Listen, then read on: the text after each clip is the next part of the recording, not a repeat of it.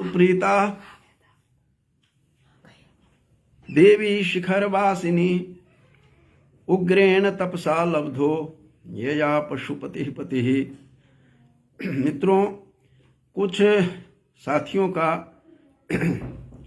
आया था ऐसा संदेश कि शाक्त दर्शन आखिर क्या है, ये शाक्त दर्शन क्या है, शाक्त संप्रदाय क्या है।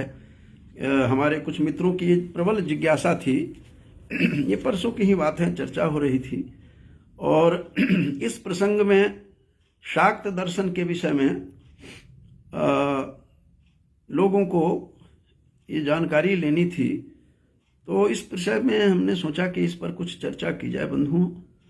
और मैंने इसलिए ये स्तुति भी जो की है कि साते भवतु सुप्रीताये, शाक्त परंपरा मिथिला की का ये मिथिला की ये स्तुति है कि यहाँ किस प्रकार से घोर तप करके सती के पश्चात माता उमा ने किस प्रकार से घोर तप करके उस शिव की प्राप्ति की थी।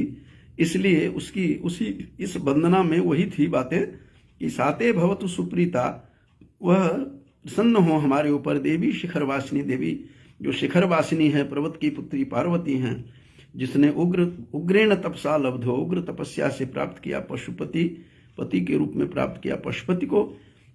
इसलिए मैंने शाक्त दर्शन की कुछ चर्चा करने के इसी प्रसंग में हमने सोचा कि ये शाक्त दर्शन क्या है, शाक्त संप्रदाय क्या है, तो इसके ऊपर थोड़ी बहुत चर्चा करने का आज प्रसंग को उठाने का मेरी इच्छा है कि ये बंधुओं, ये शक्ति से शाक्त बना है। तो शक्त्या कृतम शाक्तम, शक्ति के द्वारा जो उपासना की जाती है वही शाक्त कहलाता है। ये शक्ति प्रधान ये दर्शन है। इसके बारे में थोड़ी सी बातें, इसके बारे में कहा जाता है कि किस प्रकार से, जब पुराणों के ऊपर दृष्टिपात करेंगे तो वहाँ पर इसके विषय में विस्तार से वहाँ पर चर्चा की गई है कि एक बार सती जो थी, शिव की पार्वती से पूर्व जो उनकी पत्नी थी सती, और साधारण सती नहीं थी, वो सती जिस समय यज्ञ चल रहा था, उनके पिता ने यज्ञ किया था, दक्ष प्रजापति ने, उस यज्ञ में शिव से द्रोह के कारण शिव को बुलाया नहीं गया, शिव का अपमान किया गया। तो इस कारण से सती वहाँ निमंत्रण नहीं मिलने के कारण से शिव को स्वयं वो मैके चली गई अपने पिता के घर। देखा कि घोर अपमान हो रहा है, सभी देवता आहूत हैं और वहाँ शिव नहीं हैं, तो इसलिए वो अपने अग्नि में, कहते हैं कि यज्ञाग्नि में ही कूद गई। बड़ा शोर शराबा हुआ, हंगामा हुआ, सभी देव देवताओं ने प्रार्थना की विष्णु को कि ये शंकर का एक क्रोध रूप, कोई इसको शमन कौन करेगा। ये क्रोध से क्रोधांध भूत हो करके, वे तो भूतराज थे ही शिव, उसको शांत करने के लिए विष्णु ने अपने सुदर्शन चक्र से 51 टुकड़े कर दिए थे। कहते हैं कि 51 टुकड़े, जहां जहां वो टुकड़े गिरे, वो टुकड़े जहां जहां गिरते हैं वो शक्तिपीठ की स्थापना हुई है। इस तरह की चर्चा पुराणों में के ऊपर दृष्टिपात करने से बंधुओं वहां हमें दिखाई देता है कि किस तरह से लोग ये फिर वहां से ये परंपरा शुरू होती है शक्ति की। तो शक्त्या भूतम संजातम शाक्तम, तो शक्ति के कारण से ही शाक्त दर्शन प्रारंभ हुआ है, शक्ति ही उसमें प्रधान होती हैं। और इस प्रकार से अलग अलग जो 51 पीठों की स्थापना की गई। कहते हैं कि त्रिपुर सुंदरी भी थी, उसमें जो अंगूठा गिरा, त्रिपुर सुंदरी और भैरव रूप में भी लोग आराधना करते हैं। त्रिपुरेश भी कहते हैं, त्रिपुरा के ईश। तो इस प्रकार से कहते हैं कि अंगूठा जहाँ गिरा, कहीं पर छिन्न मस्ता है, कहीं कुछ हैं, अलग अलग संपूर्ण भारतवर्ष में इसके विविध रूप में शक्ति के जो उपासक थे उनकी उपासना करते हैं, उन्हीं की पूजा करते हैं। जो 51 टुकड़े हुए थे उस सती के, जिस सती के बाद घोर तपस्या से पार्वती ने उस शिव को प्राप्त किया था, ये सती के पश्चात की घटना है। सती की चर्चा मित्रों कुछ वहाँ भी हुई है। इसमें जो तुलसी कृत जो रामायण है उस मानस में भी इसकी चर्चा आई है कि सती को भ्रम हुआ था कि राम ये राम नहीं है। आरंभ तो वहीं से हुआ था कि उनको ये भ्रम कैसे हुआ कि ये राम भगवान विष्णु के अवतरित नहीं हैं, और उन्होंने अपना भेष बदल करके कहते हैं कि सीता रूप में हो जाती हैं और भगवान राम उनको पहचान जाते हैं। बहुत कुछ कहा शिव ने कि आप मत कीजिए काम, ये स्वयं विष्णु के अवतरित राम हैं, आप ऐसा मत कीजिए। लेकिन उन्होंने बात नहीं मानी और वो चले गए। तब रामायण में आया है कि अब होई हैं सो ही जो राम रच रखा। वहाँ शिव सती के प्रसंग में ही कहते हैं अब तो वही होगा जो राम ने रचा हुआ है, और राम पहचान जाते हैं। वहाँ बड़ी लज्जित होती हैं। उसके बाद वो आ भी नहीं पाती हैं। उसके बाद वो सीधे अपने वो दक्ष प्रजापति जो पिता थे उसके आश्रम में जाते हैं, उनके घर जाते हैं। ये सारी कहानी वहीं से बनती है और वहीं जाकर के ये यज्ञाग्नि में कूदते हैं। बल्कि उसकी चर्चा कालिदास ने भी अभिज्ञान शाकुंतलम के प्रारंभ में किया है। मैं थोड़ी सी चर्चा करूंगा, उसकी डिटेल में नहीं जाऊंगा, विस्तार में नहीं जाऊंगा। वहाँ भी उन्होंने चर्चा की है और कह रहे हैं कि संवाद चल रहा है कि ये किस प्रकार से दुष्यंत और उसके सारथी के बीच में चर्चा चल रही है कि किस प्रकार से कालिदास लिखते हैं भागा जा रहा है, हिरण मृग रूप में भागा जा रहा है मृग, और यहाँ दुष्यंत पीछे पीछे दुष्यंत अपना तीर लेकर के चल रहे हैं। यह तो बंधुओं उसी तरह का है। वो कालिदास कह रहे हैं विज्ञान शाकुंतलम में कि जैसे भगवान शिव को जब क्रोध आया, जब सती अग्नि में चली गई थी, तो उस क्रोध के कारण से जब भगवान शिव जब वो अपना मृग रूप धारण करके वो फिर भागते हैं दक्ष प्रजापति, और पीछे पीछे पिनाक लेकर के भगवान शिव भागे जा रहे हैं। तो कहते हैं कि कालिदास ने चर्चा की है कि दुष्यंत को देख करके कि मृग के पीछे दुष्यंत भी शिव की तरह लग रहे हैं, जैसे दक्ष प्रजापति मृग रूप धारण करके भाग रहे थे। तो इस प्रकार की चर्चा यत्र तत्र हुआ है। चूंकि पुराण से प्रभावित कालिदास के हर काव्य हैं, तो मैं उसमें नहीं जाकर के मैं शक्ति के ऊपर ही रहता हूँ कि शक्ति का शाक्त दर्शन का प्रारंभ होता है। और वहाँ पर जब 51 टुकड़े जब किए सुदर्शन से विष्णु ने, तो जहाँ जहाँ गिरे वो कहीं छिन्न मस्ता है, कहीं कुछ है, अंगुष्ठ गिरा। तो त्रिपुरा में राज्य में वहाँ पर एक कूर्म पीठ भी उसको कहते हैं। कूर्म पीठ इसलिए चूंकि वो शक्ति जो थी त्रिपुर सुंदरी, वो जहाँ जिस पर्वत पर है उसका आकार ही कूर्म जैसा है, कछुए जैसा है। कूर्म माने कछुआ, तो कछुए के आकार का पहाड़ था, इसलिए उसका नाम पड़ा। तो अलग अलग बंधुओं पीठों की स्थापना हुई। ये पीठ की स्थापना की जो ये परंपरा है, ये शक्ति पीठ की विशेष रूप से बात करता हूँ। इस शंकराचार्य की 4 पीठ चतुर्दिक पीठ की बात नहीं कर रहा मैं। तो इस प्रकार की बातें वहाँ हुई है। ये शक्ति की उपासना प्रारंभ हुआ, और सभी, और खास करके दुर्गा सप्तशती में देखेंगे 11वें उसमें देखेंगे जाकर के अध्याय में, तो उसमें भी इसकी तरह तरह से उसकी चर्चा की गई है। और इस प्रकार से वहाँ भी पूरा विराट उसका रूप दिया हुआ है कि किस प्रकार से। वो तो कहते हैं कि सब कुछ शक्ति के कारण ही अलग अलग हुआ, और उसी के कारण से ये जो भी हुआ है, ये समस्त विश्व जो है यया विश्वमिदं ततम की बातें दुर्गा सप्तशती में हुई है। और 11वें अध्याय में जाकर के तो वहाँ है, कहा गया है कि प्रसीद विश्वेश्वरी पाहि विश्वम, हे विश्वेश्वरी तुम हमें ये विश्व की को पाहि माने रक्षा करो। तोमस्वरी तोमीश्वरी तुम ईश्वरी हो। देवी चराचरस्य समस्त चराचर जगत के तुम ही ईश्वरी हो। आधार भूता जगत स्वमे का, तो ये जगत की जो है तुम एक ही आधार भूता हो।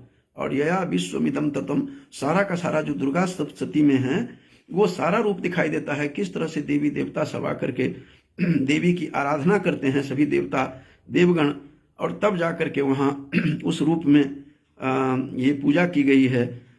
तो ये शिव की जो बातें मैंने कही है, उसका मैं थोड़ा सा इशारा करूंगा कि बंधुओं, ये नारी और पुरुष दोनों एक थे, ये दोनों अलग अलग नहीं थे।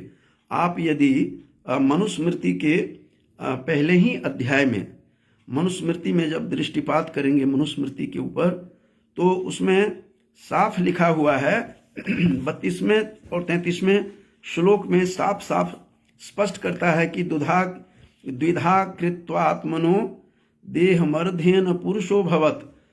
जब सृष्टि की इच्छा हुई तो परमेश्वर ने 2 भाग में बांट दिया अपने ही शरीर को। द्विधा कृत्वा माने 2 भाग में बांटकर, आत्मना माने स्वयं के शरीर को, देहमर्ध्येन पुरुषो भवत्, उसमें से आधा तो पुरुष का देह हो गया, अर्धेन नारी, आधा से नारी, तस्यांग च विराज मसृजत प्रभु ने फिर विराट को जन्म दिया।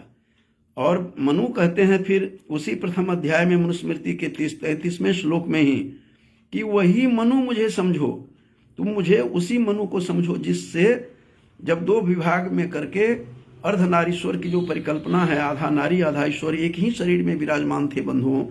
जब श्रेष्ठ की भावना हुई तो द्विधा विभक्त किया गया मनुस्मृति के आधार पर। मनु स्वयं कह रहे हैं कि द्विधा विभक्त करके एक में आधा नारी आधा पुरुष हो गया और अलग अलग हो गए, और उसमें से विराट को जन्म दिया उस दोनों पुरुष ने और स्त्री के शरीर ने, जिस विराट से मनु स्वयं पैदा हुए। ऐसी अपनी बातें स्वयं सुना रहे हैं मनुस्मृति के 32वें 33वें श्लोक पर प्रथम अध्याय में ही दिखाई दे रहा है। तो तब से ये नारी अलग हुई है और पुरुष अलग हैं, नहीं तो नारी और पुरुष में पुरुष अलग नहीं थे। इसीलिए दोनों जब तक एक नहीं होते तब तक कोई काम पूर्ण नहीं होता, और इसीलिए पुरुष नारी के प्रति आकर्षित हैं और नारी पुरुष के प्रति।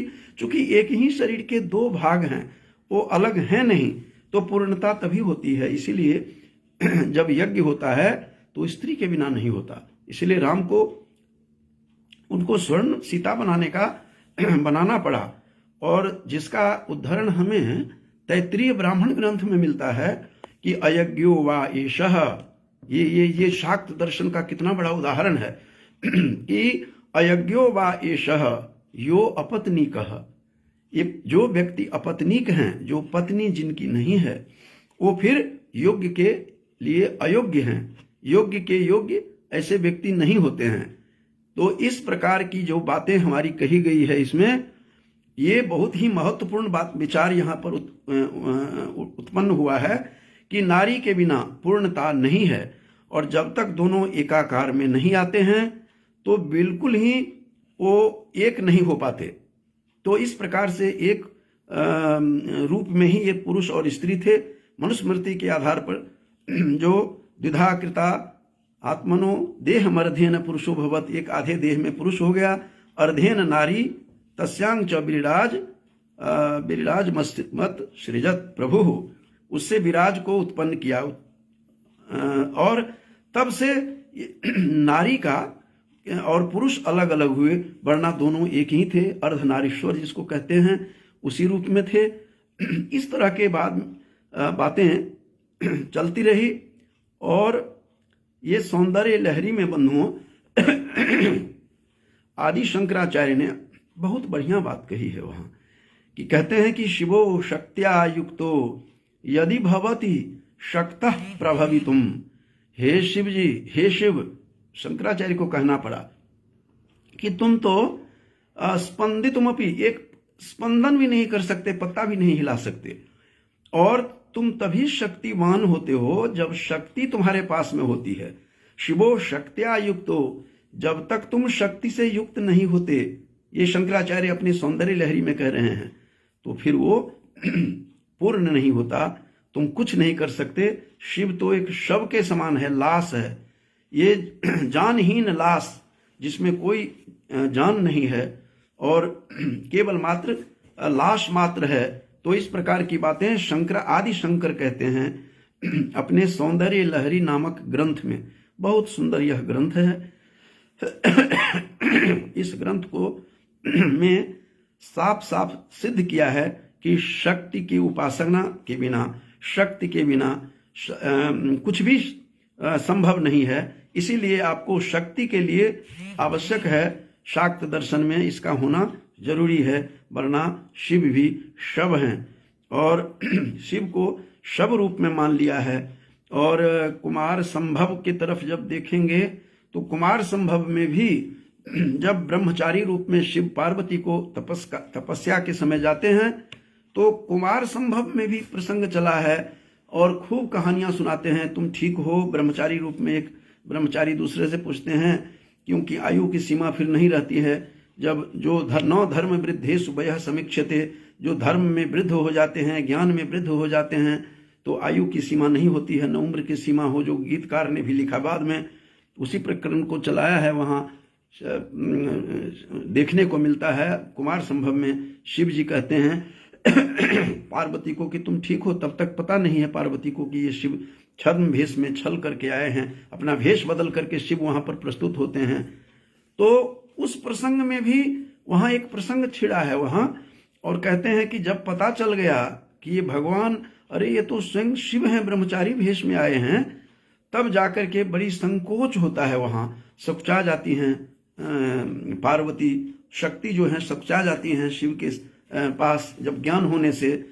और तब कहते हैं कि वो ऐसे रुक गई, ठहर गई, न वो भाग सकी वहां से, न वहां रुक सकी। कैसे, जैसे पानी जब बहता हुआ लगातार भागता हुआ आ रहा, वो पानी का धारा बह रही हो और आगे कोई पर्वत हो, तो पर्वत से टकरा करके पानी न तो आगे जा सकता है न पीछे। उसी तरह से शैलाधिराज तनया, ये कालिदास के शब्द हैं कि कुमार संभव में कि शैलाधिराज तनया न ययौ न तस्थौ, न ययौ, न तो भाग सकी न तो वहां रुक सकी। तो यहीं से कहते हैं कि ये संकेत दे रहा है कालिदास के अभिज्ञान शाकुंतलम में कि प्रत्यभिज्ञा दर्शन जो है, प्रतिभिज्ञा बंधुओं एक दर्शन है।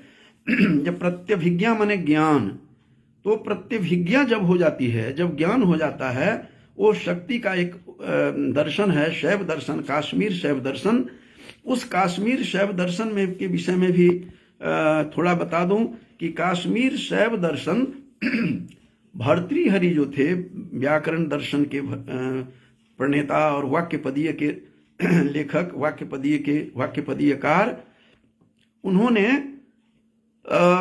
उनके बाद में भर्तृहरि की बहुत ही उन्होंने वाक्यपदी की जगह जगह उन्होंने आलोचना की। शिव दृष्टिकार सोमानंद ने, मैं थोड़ी परंपरा बता रहा हूं, शक्ति की उपासना कैसे कैसे कश्मीर में फैल गई शक्ति की उपासना। और वहां पर वाक्यपदीयकार जो हैं ग्रंथकार, उसको बहुत उन्होंने आलोचना की।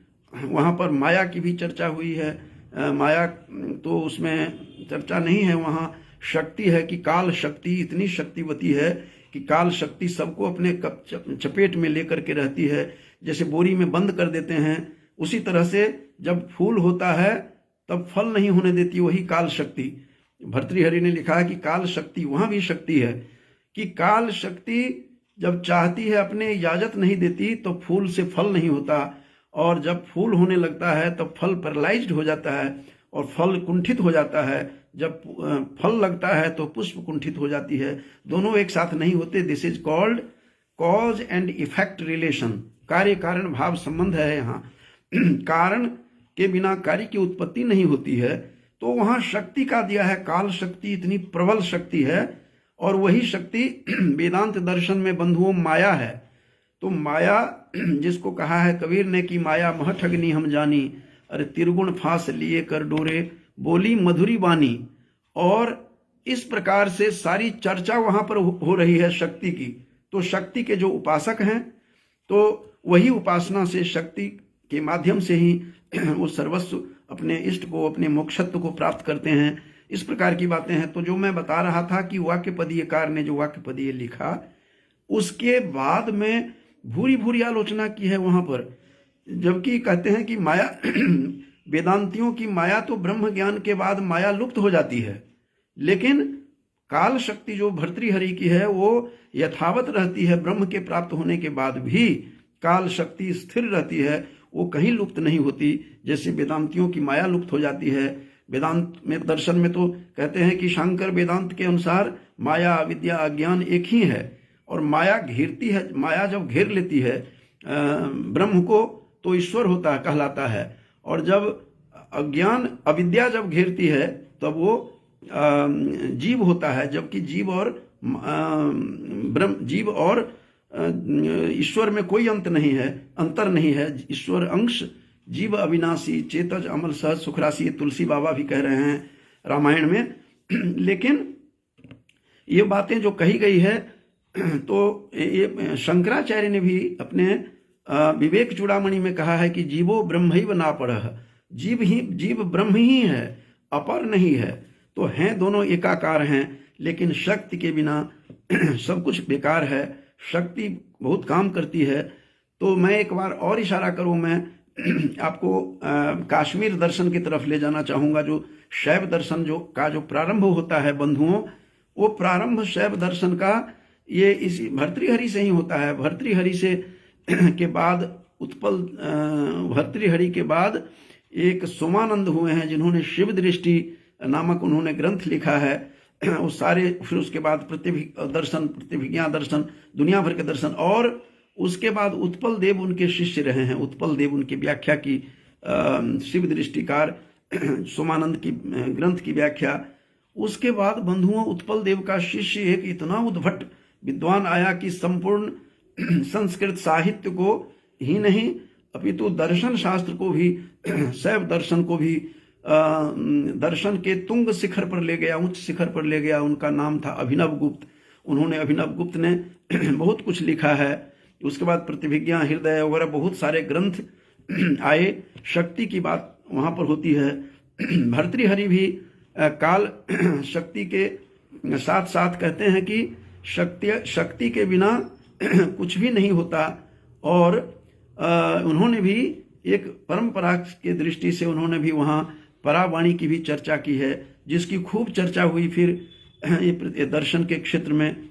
और उपासक जो हैं अलग अलग ढंग से कहते हैं, उपासना करते हैं परावाक की और परा पश्यंती, मध्यमा, बैखरी। इस तरह से वाणी का चतुर्विध विभाग भी हमें व्याकरण दर्शन में मिलता है। यद्यपि भर्तृहरि को केवल इष्ट 3 ही वाणी थी, पश्यंती, परा और मध्यमा और बैखरी, ये वाणी है। वाणी के ये चतुर्विध रूप हमें फिर नागेश भट्ट ने कहा है कि अलग अलग किया है कि परावाणी कहाँ कहाँ रहती है, पश्यंती कहाँ का निवास कहाँ होता है, परावांग मूल चक्रस्था, मूल चक्र में परावाणी रहती है, परावांग मूल चक्रस्था, पश्यंती नाभि संस्थिता, नाभि में स्थित रहती है। पश्यंती होती है नाभि में, और पश्यंती के बाद मध्यमा हृदयस्था गया, हृदय में होती है। और बैखरी कंठ देशगा, कंठ भाग में बैखरी होती है जो बिखर करके आती है। मैं कुछ कहता हूँ, आप सुनते हैं। वो ब्रह्म रूप नहीं है, वो पश्यंती या परावाणी जो निस्पंदा वाणी है, स्पंदित नहीं होती है। वो कुंडली जगाने की जो बातें होती है, वो उपासना के माध्यम से निर्विकल्पक समाधि में जाकर के उस वाणी को लोग समझ पाते हैं। नागेश भट्ट ने कहा कि व्याकरण का विषय परा नहीं थी, इसीलिए भर्तृहरि ने परावाणी का उल्लेख नहीं किया। तो मैं उस विस्तार में नहीं जा करके मैं बताना चाहता हूं कि ये दुर्गा सप्तशती की जो रचना हुई, देवी भागवत भी हैं, वो सारा का सारा शाक्त दर्शन के ही हैं। और देवी भागवत की भी वहाँ चर्चा आई है। बंधुओं में वेदों की भी उदाहरण बताता हूँ। ये वैदिक अवैदिक दोनों तरह से शक्ति की उपासना की गई है, शाक्त की बातें कही गई है, जिसका नाम अलग अलग दिया गया। तो ऋग्वेद के 10वें मंडल में वाक सूक्त की जब भाषा सुनेंगे, भाषा में, और उसमें स्त्रियों के कई रूप दिखाए हैं कि एक तो वेद के जो दृष्टि सब थी, वेद की ऋषिकाएं थी, वो सारी देवी थी, वो देवी रूप में है, शक्ति के ही उपासक थे। और क्या कहती हैं ऋग्वेद के मंत्र में, आश्चर्य करने वाली बात है कि बाघमणी ऋषिका स्वयं कह रही है, और स्वयं क्या कहती है कि अहम राष्ट्री, मैं इसको बहुत जगह उल्लेख किया है मैंने कि अहम राष्ट्री, मैं ही निर्मात्री शक्ति हूँ, राष्ट्र की निर्मात्री हूँ, मैं जगत की कर्त्री मैं ही हूँ, जगत को कारण मैं ही हूँ। सायण भाष्य में लिखते हैं कि जगत का कारण मैं ही हूँ।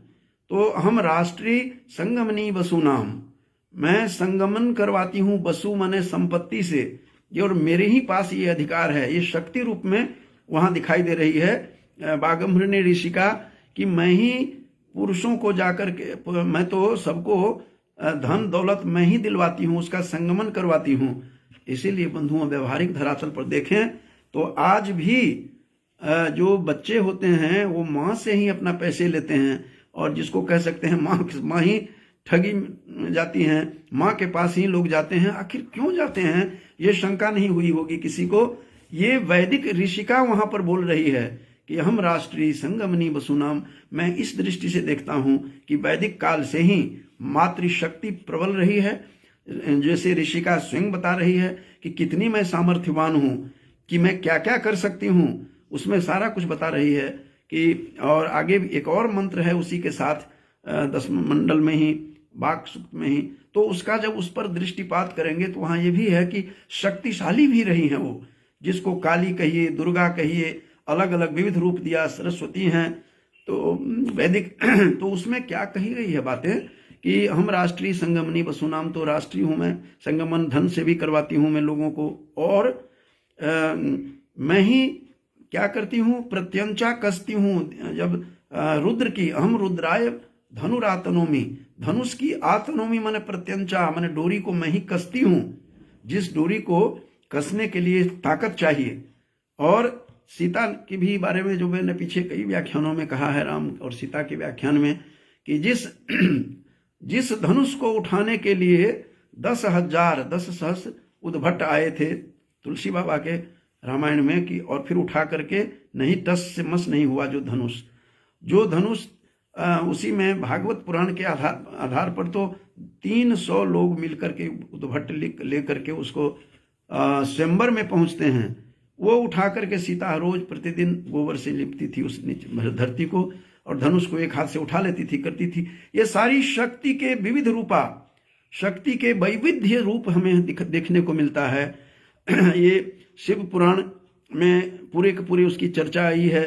दुर्गा सप्तसती के 11वें अध्याय की चर्चा मैंने कह दी कि स्वयं कह रही है कि तुमेश्वरी देवी चराचरस्य, हे देवी तुम सारे देवता आकर के निवेदन करते हैं कि तुम चराचर जगत की ईश्वरी हो, तुम ही जगत की कर्त्री हो।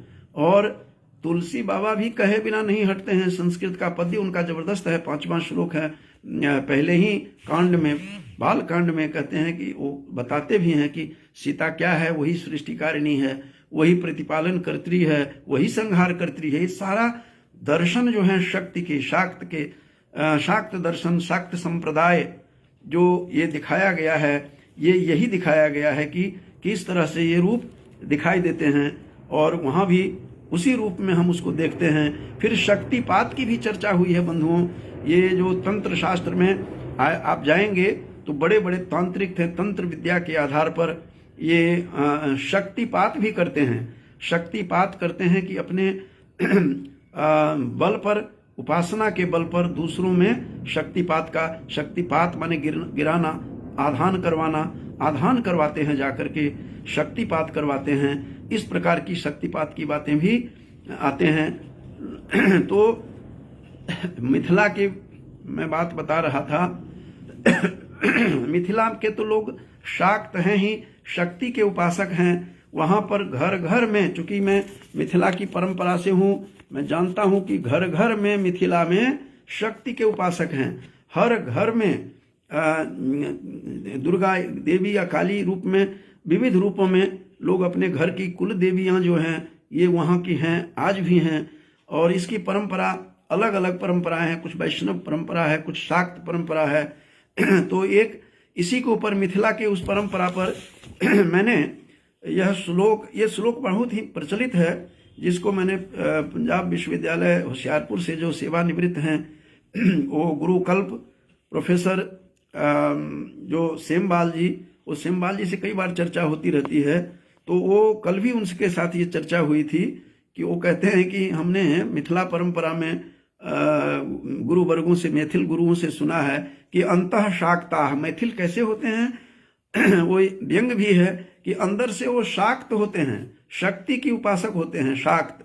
और बहिर्शैवाह, बाहर में वो शैव भी दिखाई देते हैं, क्योंकि वो त्रिपुंड जो हैं वाम भाग से दाहिने भाग तक त्रिपुंड करते हैं, 3 ब्रह्मा विष्णु महेश के इसकी चिन्ह के रूप में मानते हैं।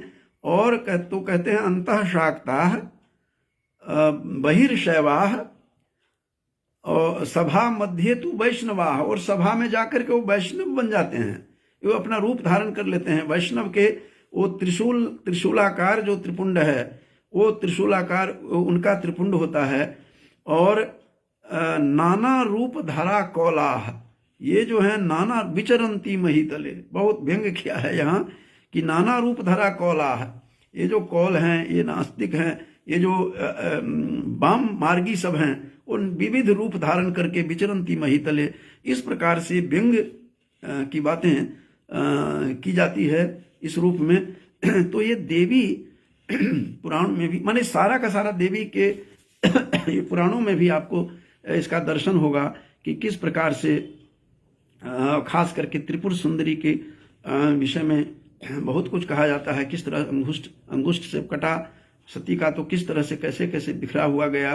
तो जब तक शक्ति की उपासना नहीं करते हैं, ऐसा भी माना जाता है कि दुर्गा सप्तशती के जो आराधना मंत्र हैं, जो नमो उसमें जो कहते हैं कि प्रार्थना जो की जाती है, वहाँ भी कहते हैं कि जब तक क्षुधा तृषार्ता जननी स्मरंती, जो भूखे और प्यासे जननी को ही स्मरण करते हैं। और कहा जाता है कि उनको मुक्ति नहीं मिल रही थी शंकराचार्य को, तब उन्होंने देवी को का स्मरण किया। तो मया पंचाशीते धिकम अपनीते तु वयसी, कि हे माँ 85 मैंने 85 वर्ष का हो गया हूँ, इससे अधिक, इसीलिए मुझे मुक्ति नहीं हो रही है। तो उनको लिखना पड़ा। कुछ लोग कहते हैं आदि शंकर का है, आदि शंकर का तो हो नहीं सकता, क्योंकि आदि शंकर तो बहुत ही अल्पायु में ही यहाँ से इस संसार से चले जाते हैं। 32 कहा जाता है, 32 वर्ष में मुनिरभ्यगात, मुनि चले गए थे इस संसार से। ऐसे उद्भट विद्वान थे आदि शंकर। तो उनके लिए तो है नहीं, किसी दूसरे शंकराचार्य ने लिखा है कि मया 85 धिकम अपनीते तु वयसी, ये कह करके प्रार्थना की है, माँ का स्मरण किया है। कहा जाता है कि ये इस प्रकार से उन्होंने बातें की है।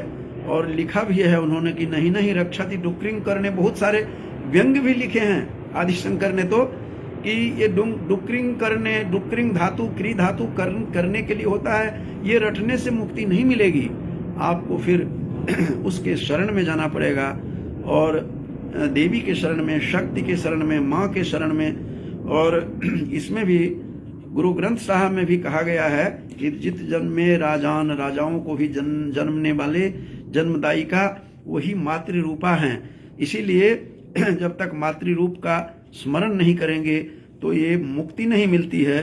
तो ये मुक्ति के लिए और इस संसार से, ये भवबंधन से छुटकारा पाने के लिए उसका सहारा भी लेना पड़ेगा। कई रामायण में तो ऐसा कहा जाता है कि सारा कुछ तो उस देवी का ही खेल था, सीता का ही खेल, सीता के ही प्रताप से सारे राक्षसों का संहार हुआ था, और वो सूक्ष्म रूप में आई और सब कुछ करके चली गई थी। इस प्रकार से कई कथाएं हैं। इसका आधार यही है कि जब तक मातृरूपा नहीं आती हैं, जब तक माँ के शरण में नहीं जाया जाता, तब तक चाहे कोई भी हो, चाहे ब्रह्मा हो, विष्णु हो, महेश हो, सभी देवताओं को जन्मदात्री, जन्म देने वाली एक से एक ऋषिकाएं हैं। हमारी साहित्य में लोपामुद्रा की तरफ देखेंगे, जो लोपामुद्रा हो, आभरणी ऋषि हो, ऋषिका हो, ये जितने भी हैं, विश्वबारा हो, ये सारे जितने भी हमारी ऋषिकाएं हुई हैं, सभी ने साक्षात दर्शन किया है और उस वैदिक मंत्रों का। तो जब तक हम उसके शरण में नहीं जाते हैं, जब तक हम मातृरूप के शरण में नहीं जाते हैं, हम जब तक शक्ति के उपासक नहीं होते हैं, शक्ति की आराधना कहीं नहीं करते हैं, चाहे वो माँ के रूप में हो, कोई माँ की ही आराधना कर ले, तब तक कोई गुंजाइश नहीं है, कोई चारा नहीं है, आप कुछ भी नहीं कर सकते। जैसा कि मैंने सौंदर्य लहरी का उदाहरण दिया था कि शिवो शक्त्या युक्तो यदि भवति शक्तः प्रभवितुम। रघुवंश के काव्य में भी बंधुओं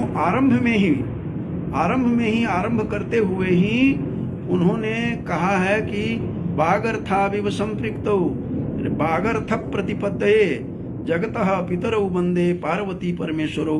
तो पार्वती और परमेश्वर को वहां भी कालिदास स्मरण कर रहे हैं। और वंदे वाणी विनायको तुलसी भी कह रहे हैं कि वाणी की जब तक उपासना नहीं करेंगे जब तक वाणी की उपासना नहीं करेंगे तब तक कुछ भी कल्याण नहीं होगा।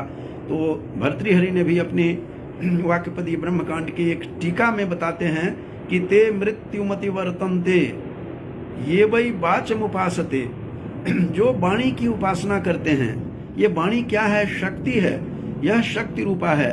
तो इसीलिए शाक्त दर्शन जो है, ये सारे के सारे सभी शास्त्र, चाहे वो वैदिक साहित्य की बात, थोड़ा उदाहरण बताया 10वें मंडल में जो वाक सूक्त है, वो सारी वाक सूक्त के केवल 8 मंत्रों पर जब ध्यान रखेंगे तो उत्तम पुरुष के रूप में मैं ऐसा करती हूँ, मैं ऐसा करती हूँ, मैं समस्त संसार की कर्त्री हूँ, निर्मात्री हूँ, धन का संगम करवाती हूँ, धनुष की प्रत्यंचा रुद्र की मैं ही कसती हूँ। ये सारा का सारा दर्शन आप वैदिक काल से देखें तो शक्ति के बिना आप कहीं भी कोई गुंजाइश नहीं है, शक्ति के बिना कुछ भी नहीं है। और दुर्गा सप्तशती तो सारा इसी का है। ये नव दुर्गा प्रकृतिता जो है, ये 9 प्रकार की जो दुर्गाओं के अलग अलग हैं, ये शक्ति के जो उपासक हैं। तो ये शाक्त की परंपरा बंधुओं ये चली थी। कुछ शाक्त थे, कुछ शैव संप्रदाय थे, कुछ वैष्णव संप्रदाय थे। तो विविध संप्रदायों का हमने दर्शन किया है, अलग अलग संप्रदाय हैं। और जैसा कि मैंने बताया था कि मिथिला में इस प्रकार से कहावत है कि अंतः शाक्ता बहिर्शैवा। मिथिल कैसे होते हैं? अंदर से शाक्त होते हैं, शक्ति के उपासक भी हैं। जैसे घर घर में देवी की पूजा होती है, ये तो मैं साक्षात वहाँ दर्शन करता ही हूँ, देखता ही हूँ, क्योंकि वो सीता की जन्मस्थली है, सीता की भूमि है, वो देवी के उपासक हैं वहाँ सभी। तो और अंदर से शैव बहिर्शैवा, त्रिपुंडधारी होते हैं शैव। सभा मध्य तु वैष्णवा, सभा में वो वैष्णव हो जाते हैं। ये व्यंग्य रूप में देखिए कि नाना रूप धरा कौला, कौल कहते हैं वाम मार्गी जो होते हैं, अलग अलग कौल की परंपरा है, उसमें नहीं जाऊंगा। तो उसमें नाना रूप धारण करके विचरंती महितले, ये सारा का सारा जो उस पर दृष्टिपात करेंगे तो देखेंगे कि किस प्रकार से ये शक्ति के लोग उपासक थे और शक्ति के कारण से ही शक्ति की आराधना करनी पड़ी। तब शंकराचार्य को भी कहते हैं कि उनको भी इस लौकिक देह से उनको छुटकारा पाना पड़ा। और त्रिपुर सुंदरी का जो साहित्य है वो तो विकास पूरा का पूरा विस्तार रूप वहाँ दिखाई देता है। ये संपूर्ण जो साहित्य हैं जहाँ, तो वहाँ के बिना देवी की उपासना किए, जहाँ बिना शक्ति की उपासना किए, शक्ति के बिना मुक्ति का बंधुओं सर्वथा अभाव है। तो इसीलिए कहा गया है कि उसको चाहे वो मातृ रूप में उसकी पूजा करें, चाहे रक्षाबंधन में भगिनी के रूप में हम उसको देखें, सारा सर्वत्र ये शक्ति के उपासक दिखाई देते हैं और शक्ति ही सर्वत्र दिखाई देते हैं। तो इस प्रकार से बिना शक्ति के यया विश्वमिदं ततम, ततम माने फैला हुआ, सारा विश्व, यया माने हे परमेश्वरी तुम्हारे द्वारा ही तो संपूर्ण विश्व फैली हुई है। ये सरस्वती भी हैं, वही हैं जिसको बार बार वैदिक मंत्रों में पावकानः सरस्वती कहिए। जहाँ भी जिस रूप में देखिए वहाँ नारी शक्ति प्रबल है। और इसीलिए नारी के बारे में कहा जाता है कि आप बृहदारण्यक उपनिषद की जब नारी पर दृष्टिपात करेंगे तो गजब की नारी बंधुओं वहाँ पर दिखाई देगी, जिसकी पूजा शक्ति है। वो शक्ति जो याज्ञवल्क्य जैसे को मूक कर देती थी, वो थी वहाँ पर गार्गी। गार्गी ऐसी विदुषी थी हमारे भारत के, ये बृहदारण्यक उपनिषद काल की नारी। और मैत्रेयी तो ब्रह्म दृष्टि थी, ब्रह्म का साक्षात दर्शन हुआ था, ब्रह्मज्ञानी थी मैत्रेयी, याज्ञवल्क्य की धर्मपत्नी। और याज्ञवल्क्य की धर्मपत्नी वो साक्षात ज्ञानी थी, किस चीज की? उसमें ब्रह्मज्ञानी थी, जिसने मैत्रेयी ने पूछा कि आप कहाँ जा रहे हैं। देख लीजिए किस प्रकार से नारी शक्ति कैसी है। शाक्त दर्शन तो आपको जगह जगह पर जगह मिलेगा। कहते हैं कि चले कहाँ, तो हम तो जा रहे हैं ब्रह्म ज्ञान के लिए, आपको सारा बंटवारा करके सारी संपत्ति को मैं बांट रहा हूँ। तो उन्होंने कहा कि इससे कुछ नहीं होने वाला है। तो हमें क्या करना पड़ेगा? तो कहते हैं करना तो आपको ये पड़ेगा, बताइए आप क्या है, ये ब्रह्म ज्ञान क्या है। वहीं से बताते हैं, वहाँ याज्ञवल्क्य की आत्मा वा अरे द्रष्टव्य श्रोतव्य निधिध्यास्तव्य, ये सारा का सारा निधिध्यासन करो, सुनो, आप देखो। इस प्रकार से सारा का सारा दर्शन हमारे सामने उपस्थित हो जाता है। और उपनिषद की तरफ दृष्टिपात करेंगे तो वहाँ भी है, देखेंगे उत्तिष्ठता, ये कौन कह रही है? ये श्रुति कह रही है खुद, और शक्ति है श्रुति। ये श्रुति स्मृति क्या है बंधुओं? वही ये शाक्त की परंपरा ही तो है श्रुति और स्मृति। कहती है उत्तिष्ठता, उठो, जागृता, जागो, प्राप्य वरान निबोधता। अरे बड़े बड़े लोगों के पास, विद्वानों के पास जाकर के ज्ञान लो, क्योंकि क्षुरस से धारा निशिता दुरत्यया, ये जो दुर्ग है, ये बहुत ही कठिन मार्ग है। तो उत्तिष्ठता, जागृता, प्राप्य वरान निबोधता। और ये जो धारा, जो ये छुरी के मार्ग पर चल करके चलना पड़ेगा। तो ये जो दुर्ग है, यह बहुत ही कठिन मार्ग है, डगर, इस पर धीरे से चलना पड़ेगा, क्योंकि इसके बिना कोई रास्ता नहीं बचा हुआ है। तो दुर्गम पथस तत्कवयो वदंती, ऐसे विद्वान लोग ऐसा कहते हैं। ये श्रुति ही आदेश करती है, वहां भी श्रुति ही है। तो श्रुति के बिना कोई भी आपको ज्ञान नहीं मिलता है। आप नचिकेता की बातें सोचेंगे तो वहां भी जब वो मृत शरीर में वो चले जाते हैं पिता के आदेश से, शाप से, तो वहां भी जो महाकाल थे, जो वहां भी यम की पत्नी ने ही यम को बताया कि एक बालक वहां बैठा हुआ है। तो जब तक बंधुओं ये शक्ति की उपासना एक जगह नहीं है, जगह जगह पर के पदे पदे आपको शाक्त लोक मिलेंगे। कुछ आपको छद्म शाक्त मिलेंगे जो दिखाई तो नहीं देंगे, लेकिन वो शाक्त होंगे। शक्ति के बिना शक्ति नहीं होती, शक्ति के बिना शक्तिवान नहीं होता। तो बिल्कुल सटीक आदि शंकराचार्य ने सौंदर्य लहरी में कहा है कि शिवो शक्त्या युक्तो भवति शक्तः प्रभवितुम, प्रभावशाली वो तभी हो पाता है जब वो उसी प्रकार से प्रभावशाली होगा जब तक शिव रहेंगे, शक्ति रहती हैं। नहीं तो शक्ति के बिना शव के समान मनुष्य ऐसे ही पड़ा रहता है। तो ये मैंने थोड़ा सा दर्शन करवाया है, मैंने आपको इस दुनियादारी का दर्शन करवाया है कि किस प्रकार से शक्ति के बिना कोई भी उद्धार नहीं है। नान्यः पंथाः विद्यते अयनाय, जो वैदिक मंत्र है कि कोई दूसरा मार्ग नहीं है। अंग्रेजी में ही कहते हैं कि there is no way out. तो चाहे कोई भी दर्शन देखें, किसी धर्म को देखें, मैंने आपको गुरु ग्रंथ साहब का उदाहरण दिया था कि वहां भी बहुत बढ़िया बात कही है, जित जन्मे राजान, राजा को भी जन्मदात्री वो माँ ही हैं, सभी हम लोग माँ से उत्पन्न हुए हैं। तो इसीलिए यदि शाक्त दर्शन से हट करके चलें तो नारी स्वयं शक्तिवान है, नारी स्वयं शक्तिशाली है। नारी के बिना एक क्षण भी हम नारी के बिना तो मनुष्य नर जो है यह बेकार है। वह नारायण को भी जन्म देने वाली, वह नारायण को उत्पन्न करने वाली वह नारी ही है। तो सभी ये इसीलिए शक्ति के बिना शाक्त, यही शाक्त दर्शन है, शक्ति के बिना कुछ भी नहीं कोई कर सकता है। तो शक्ति के शाक्त रूप में सभी इसके उपासक होते हैं, चाहे कोई नास्तिक हो या आस्तिक हो, शाक्त दर्शन को माने या नहीं माने, चाहे वैष्णव हो, विष्णु के उपासक हों या फिर शैव दर्शन के हों। तो लेकिन इसके बिना अभिनव गुप्त ने बहुत कुछ लिखा है कि बिना शक्ति के कुछ भी नहीं कर सकते। तो इस प्रकार से सारी जितने भी विद्याएं हैं, जितने भी कलाएं हैं, वो सारे के वही हैं। तो इस प्रकार से जब तक वाणी नहीं हो तो भर्तृहरि तो कहते हैं मनुष्य निष्प्राण है, काष्ठ कुड्डी के समान, ये दीवार के समान, लकड़ी के समान व्यर्थ में पड़ा रहता है। तो शक्ति के बिना शाक्त जब तक कोई व्यक्ति नहीं होगा तो ये बिल्कुल संभव नहीं है। तो यही शाक्त के बारे में थोड़ा बहुत मैंने विचार आप लोगों के सामने बंधुओं रखा है। और बहुत सारे हमारे मित्र जुड़े हुए थे, ये विनय झा जी भी हैं, ये और कई लोग इसमें दिखाई दे रहे हैं और बिंदर जालान भी हैं, हमारे principal doctor major Singh ji भी दिखाई दे रहे थे, आदरणीय नर्मदेश्वर झा जी भी दिखाई दे रहे थे।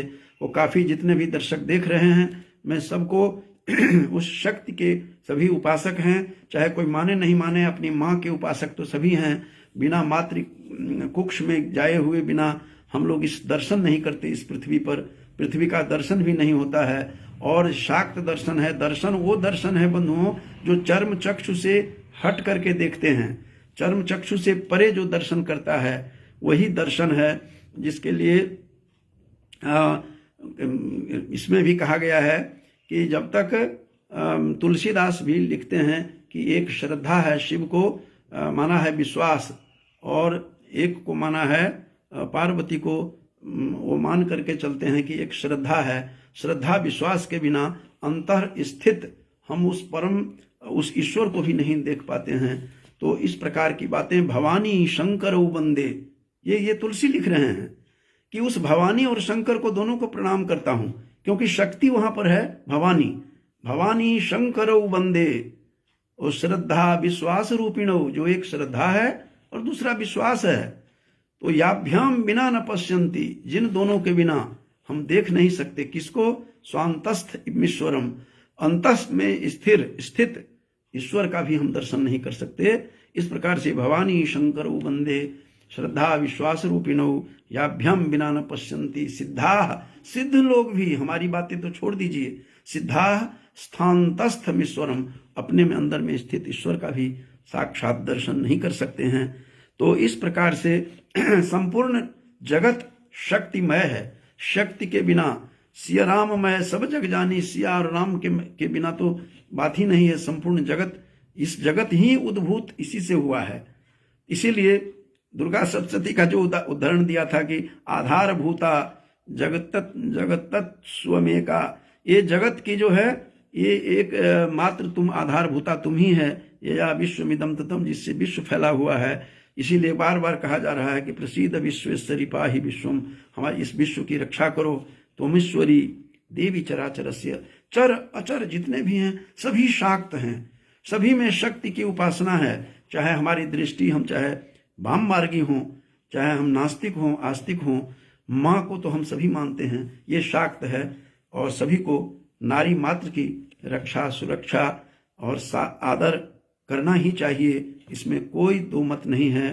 इसीलिए शक्ति को प्रणाम करते हुए, उस मातृ रूपा माँ को प्रणाम करते हुए अपनी वाणी को विराम देता हूँ। बहुत बहुत धन्यवाद बंधुओं, बहुत